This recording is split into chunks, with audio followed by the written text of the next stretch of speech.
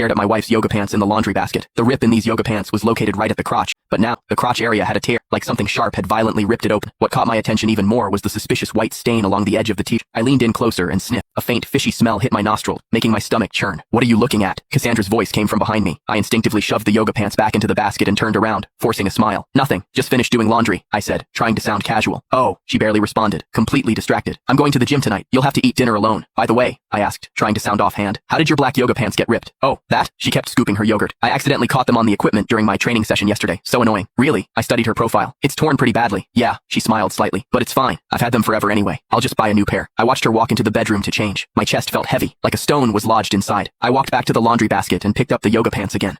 The edges of the tear were jagged and uneven, like something had forcibly stretched them open. As I examined them more carefully, I discovered a small electronic key fob sewn into the inside of the waistband. It had a series of numbers engraved on it. TS-032TS stood for Total Sculpt, an upscale gym in our city. 0321 was a locker number. I remembered Cassandra had a membership there, but she usually went with Melissa. She rarely went alone. I was still thinking when Cassandra emerged, already changed. She wore gray sweatpants and a loose hoodie, looking fresh and put together. "I'm leaving." She grabbed her bag and headed for the door. "Wait," I called out. "Why are you always going to the gym with Melissa lately?" She stopped and glanced back at. Her eyes flickered with something I couldn't read. "What do you mean? We've always gone together, haven't we? But you used to only go on weekends. Why are you going every day now?" I asked cautiously. She smiled, her tone relaxed. "Work's been stressful lately. I want to exercise more, blow off some steam." I nodded, saying nothing more. She turned and left. I stood by the window, watching her walk quickly toward the entrance of our apartment complex. A black SUV was already waiting there. The window rolled down. Melissa waved at her, and Cassandra opened the door and got in. The car quickly disappeared from view. I returned to the living room and picked up the yoga pants again, studying the electronic key fob closely. Total Sculpt's VIP lockers were only available to premium members. Cassandra's membership was just basic level. I pulled out my phone and searched for Total Sculpt's website. Their VIP membership cost 5 figures annually and required strict approval to obtain. Cassandra made decent money, but not enough to splurge on something like that. I was still thinking when my phone suddenly buzzed. It was a text from an unknown number. "Wednesday, same place, reshoots, don't forget." I stared at the text, unease creeping through me. Cassandra's phone was sitting on the coffee table.